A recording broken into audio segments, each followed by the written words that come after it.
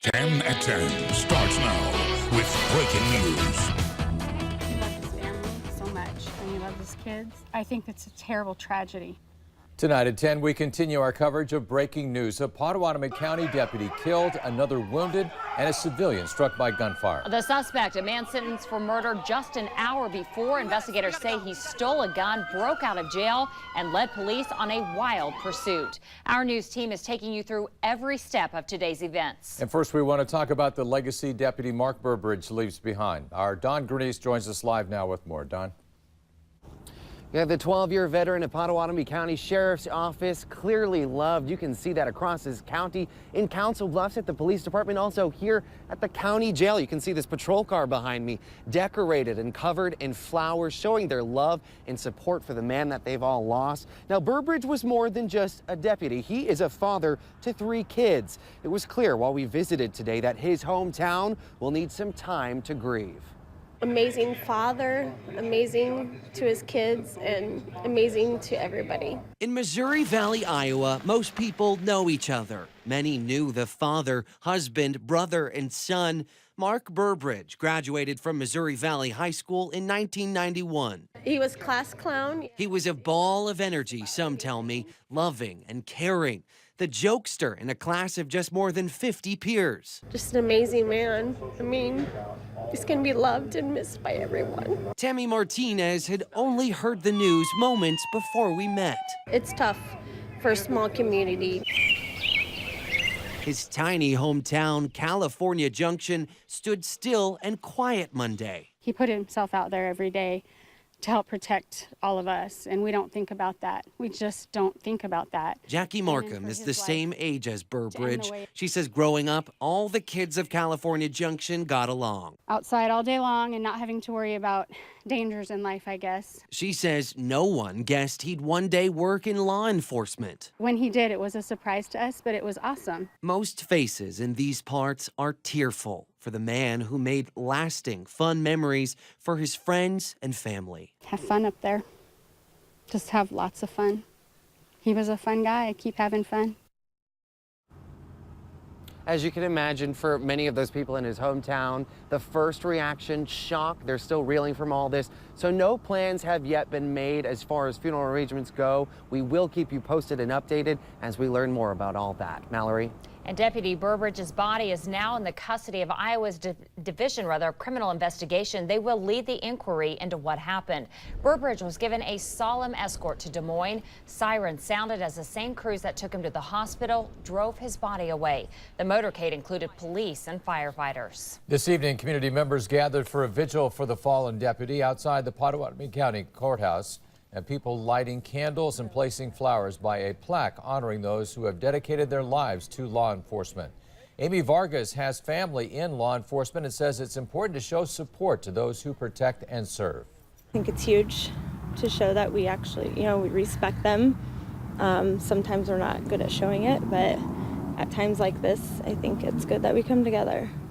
As we continue to track this story, we also want to keep you updated on the other deputy struck by gunfire. Our last update, Deputy Pat Morgan is in stable condition at an Omaha hospital. He suffered injuries to his lower torso, but is expected to make a full recovery. Morgan is 59. He's been with the Sheriff's Department for 10 years.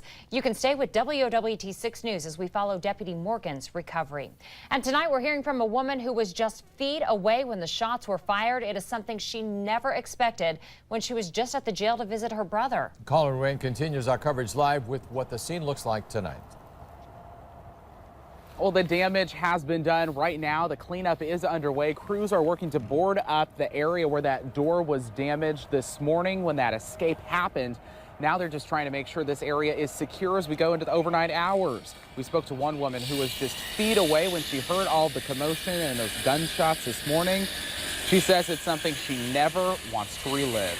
Possible active shooter at Scott County Corrections. There's deputy down. It's the frantic call for help after 2 deputies were shot inside a secured area at the Potawatomi County Jail. Just feet away was Phyllis Malm. Before the gunshots, you heard a bunch of commotion, and then you heard somebody saying that, you know, he's got a gun, and then you heard 4 shots go off. First the shots, then the escape, leaving behind all that damage. Council Bluffs police say 23-year-old Wesley Correa Carminati shot and killed Deputy Mark Burbridge. I'm certain he didn't wake up this morning thinking he was going to go to work and this was going to happen. So, you know, my thoughts and prayers are definitely with them and their families. Also hit Deputy Pat Morgan. That's when police say the suspect took off. Mom saw him speed away. After, you know, firing the shots inside the jail, I don't think it mattered to him who he ended up hurting. Mom tells us she was just feet away as the suspect took off. It's something she never thought she'd see at a jail that small. After all, she was just there to visit her brother. I don't care to, you know, experience anything like that again, that's for sure. Just minutes later, law enforcement swarmed the scene, investigating for hours, figuring out how this could have happened. As the community starts to mourn the deputy lost, Mom says she's not going to let fear get in her way. I'm not gonna, you know, let the action of one insane person, you know, keep me from going back, that's for sure. Authorities both here in Iowa and in Nebraska are working to piece together exactly how this whole situation unfolded this morning. We do know there are cameras inside that secured area, but what we do not know tonight is what those cameras might have captured. Reporting live tonight with photographer Ryan Millsap, I'm Colin Ruane, WOWT 6 News. We want to give you a clearer image of the scope of today's violence. And it spanned 4 scenes across state lines, all starting at the Potawatomi County Jail. That's where the suspect opened fire on deputies and stole a van. It ended in Omaha with a crash near I-480 in Cumming. Tonight, Brandon Scott walks us through the details with the dramatic video you will only see on 6. The sirens were almost deafening.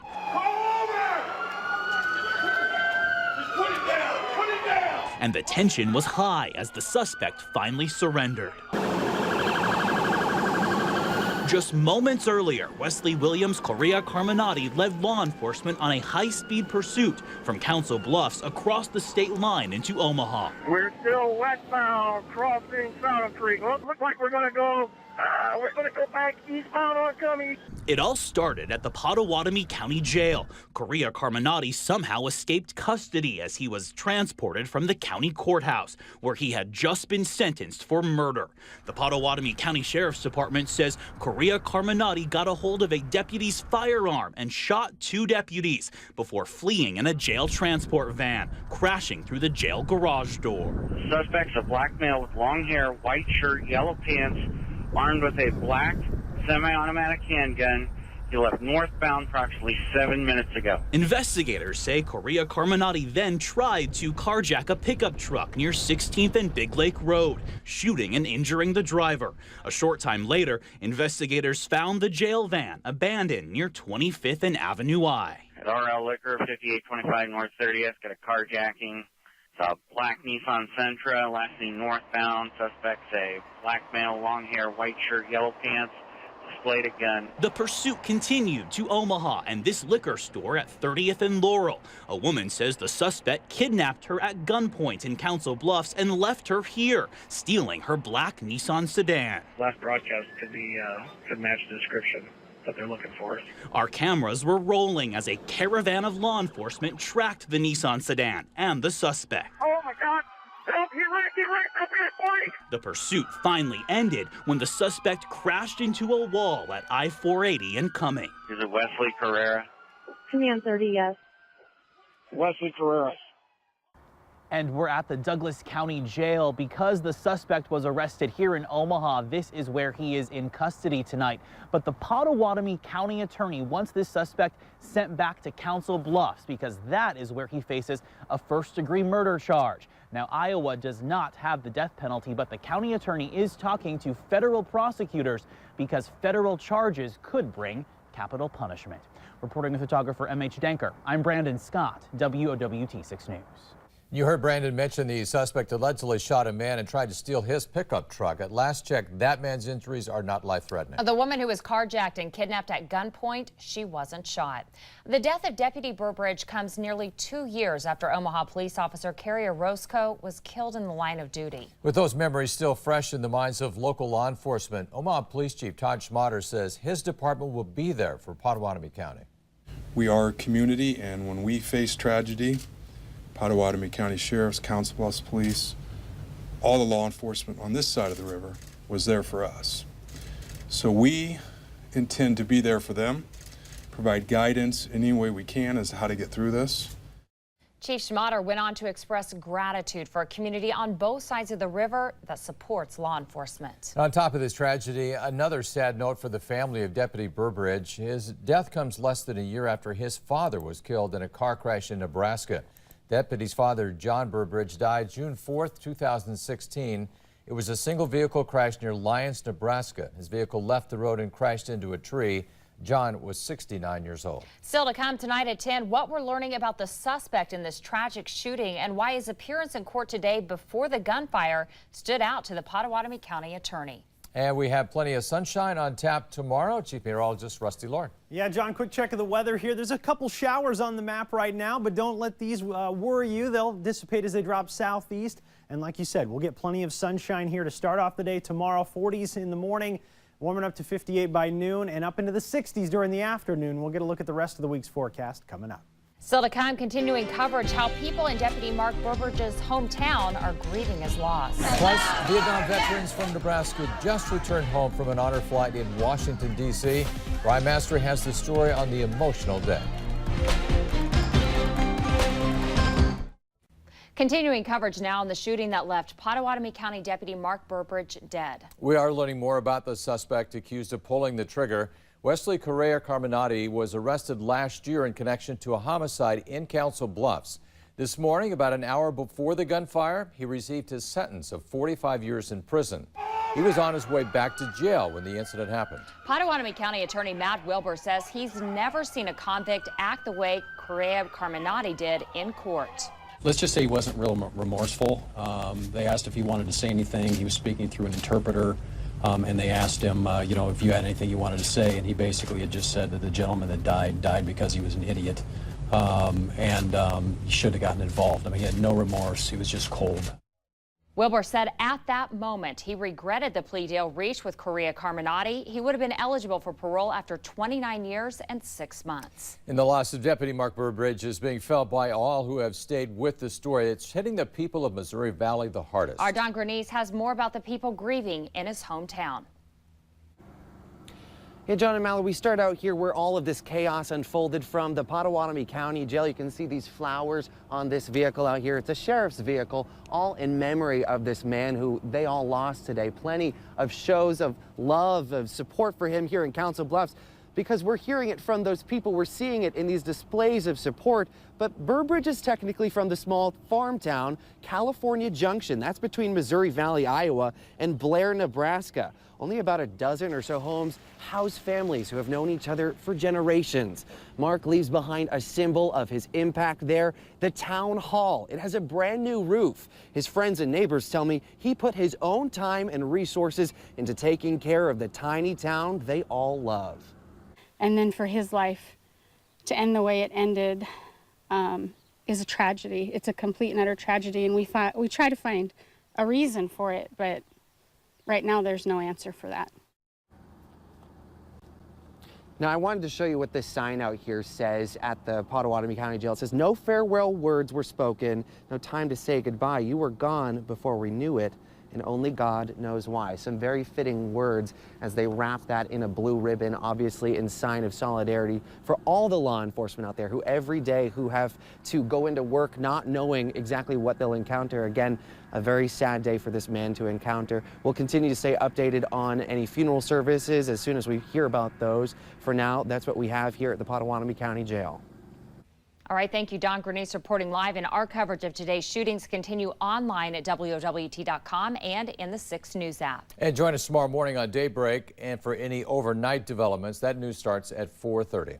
A hero's welcome is underway tonight at the Lincoln Airport. Hundreds of Vietnam vets are greeted with cheers and love. It is the homecoming they never received after the war, and Brian Mastery just returned with them and filed this report.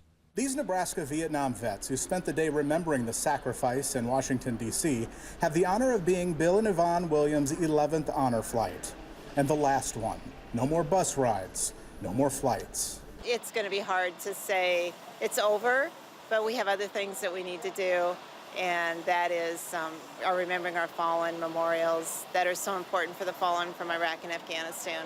That traveling memorial examines recent lives lost, a passion project for a family with 4 sons of their own and 4 veterans. 650 Vietnam vets from Nebraska made the trip to our nation's capital. 55 of them have received a Purple Heart. 4 out of every 10, their health has been damaged by Agent Orange. But by talking with them, they say this is more about remembering the fallen. I never thought that I would be here. This is just like a dream, you know? I'm very honored to be here, very grateful to be here. Navy veteran Ken Waldy did 3 tours in Vietnam. There were no parades when he came home. All these Vietnam veterans didn't get the respect that we should have got when we came back. But this here, as far as I'm concerned, is trying to make up for it. 11 Nebraska honor flights over the years, serving more than 3,200 Nebraskans and Western Iowans who went to war for the rest of us. Welcome home. Traveling with our veterans, I'm Brian Mastery reporting WOWT 6 News. Brian saw a lot of veterans fighting back tears during this homecoming. And they thought a large crowd was a possibility since an estimated 5,000 people greeted Vietnam vets last year at Epley. They were still overcome by tonight's show of support. New at 10, Omaha Public Schools search for a superintendent is over for now. Tonight, the board approved a 1-year contract for current superintendent Mark Evans. He had planned to retire in June, but the board could not settle on a replacement. Evans will receive $295,000 for the 2017-2018 school year, along with other compensation. Let's take a little time here, look at the forecast for the next couple of days. There's some showers out there right now off to the northwest. They're having a tough time holding together and likely to fade even farther as they move closer and closer to the metro. Closest ones we have that may threaten the Omaha area are up here in parts of Wayne County and back towards southern parts of Madison County, south of Norfolk. Very spotty showers fading as they drop southeast. So we're going to go hour by hour through the forecast from 10 o'clock on. You can see otherwise it's just clouds, and any rain that moves in does fade away. By the time we head into the early morning hours tomorrow, temperatures in the 40s, probably a little bit cooler than this. Looking at numbers, lower 40s most likely to start off the day on Tuesday. So a little chilly, but that's sunshine, quite a bit of it, as a matter of fact. By 9, we're up to 50 degrees. Then, as we approach the lunch hour, should be upper 50s, close to 60. Afternoon hours look very comfortable. Numbers in the low 60s by 3 o'clock, probably just a little bit warmer than that. And back to the west, you can see clouds trying to thicken up a little bit. Wouldn't be surprised if late in the afternoon we get a spotty shower popping up. Right now, I'd say it's a little more likely west of the metro, but it's only a 20% chance at that. So with temperatures climbing into the low and mid 60s tomorrow, a spotty shower to the west, only a 20% chance. Overall, it looks to be a pretty good day. And you'll notice into the evening hours, those clouds try to thicken up a little bit, and they may be a little pesky overnight heading into the day on Wednesday. But there's a better chance of rain on Wednesday, especially west of the metro, and that's what we'll watch heading into the afternoon hours on Wednesday. Possibility of some thunderstorms with that as well. You can see how radar trying to pick up on a little bit of this during the afternoon, and then it fades away with the setting sun Wednesday evening after a high of 63. 66 on Thursday, quite a few clouds. Then Friday, Saturday, and Sunday look to be pretty good. Cinco de Mayo itself looking pretty solid. Then Saturday and Sunday, farmers market this weekend. Everybody wants some sunshine over the weekend. We'll try to pair that up. Everything's looking pretty good in that regard with 70s by this coming weekend. So after we get through Wednesday, it's not even a real great rain chance. We should have a stretch of some drier weather, and everybody should enjoy. We need it to mow the yards. That, and farmers would love to get in the field too. A lot of those reaching out on Twitter. Good point. All right, busy Monday. We've got district soccer plus a close-up of Nebraska's next kicker from Omaha Burke when we come back. Now, sports with Ross Sternstrom. Good evening, everyone. The high school district soccer tournament started today with Omaha Westside earning the #1 seed. The top-ranked Warriors have won 6 straight. Westside hosted Omaha Northwest to begin a hopeful state title run. They led in the first half when a corner kick found its way to John Luck Westfall for the header. That made it 2-0. Westside scored again with a few minutes left in the first half as sophomore Ethan Goldner took an easy goal for the finish. Goldner notched his first career hat trick. The final score was Westside 9 and Omaha Northwest nothing. Westside improved to 14-2 on the season. At Werner Park, the Omaha Storm Chasers swept a doubleheader with Oklahoma City in the bottom of the 11th inning. Omaha's Peter O'Brien crushed this ball to center field for the game-winning home run. The Chasers won both games by the score of 2-1. Both teams play again tomorrow night. The Nebraska football team has a long history of outstanding kickers. The Huskers are hoping to continue tradition with a walk-on kicker from Omaha Burke High School, Cole Fromm. Cole Fromm is the goalkeeper for the Omaha Burke soccer team. The senior ranks among the best in the state, who loves to stop goals and kick the ball for the Bulldogs. But his greatest passion is on the football field, where he excelled as a kicking specialist last fall. Fromm will follow the footsteps of another kicker from Burke High School, Alex Henry, and walk on this fall at Nebraska. I grew up watching Alex Henry, and I said, you know what, I think I can do it, I think I can do it because he's from Burke. I already knew I was going to Burke, so I decided, let's go out to the field, give it a shot. I fell in love with it when I was in 6th grade. Fromm caught the attention of college recruiters last fall when he recorded 66 touchbacks on 68 attempts, with the ball traveling sometimes 80 yards. Fromm credits his 6'5" frame as a huge asset. I'm a kickoff specialist just because of my long frame. You build up a lot of speed into the ball, and if you follow through, you're going to hit it 80, 75, through the uprights every time. You don't got to think, you just got to go out there and kill it. Well, for us this year in football, it was great because we knew that our defense had to make them go 80 yards every time. It's a huge asset. It's one that a lot of people don't really realize. This is the final season for Nebraska's kicker Drew Brown at Nebraska. Fromm hopes to learn from the All-Big Ten kicker this fall. He's a great field goal kicker, and I'm hoping I can learn a few things from him. So I hope I can take over and, just be like Alex, like my role model, really. Fromm does have Nebraska football in his family. His cousin is former Husker Dale Klein, who holds the NCAA record for the most field goals in a game with 7. Fromm hopes to continue the family tradition when he joins the team in August. I just can't wait to get out there, have fun, do what I love. I saw him last fall kick 66 times into the end zone. I'm telling you, this kid is something else. It's going to be fun to watch him. You bet. Thanks, Russ. We'll have a final check of Rusty's forecast when we come back. Here's a good one making us smile tonight. High school student from Omaha about to get some expert prom advice on a national stage. On tomorrow's Steve Harvey Show, Omaha teenager Connor Jolly will be part of a panel of young men who want to make prom night special. He even learned some dance moves from Mr. Harvey himself. Nice. Take a look. All you got to do is do this here. Just get right up on her. This going to be all right. Don't worry about it. This ain't no... Just hold it right there.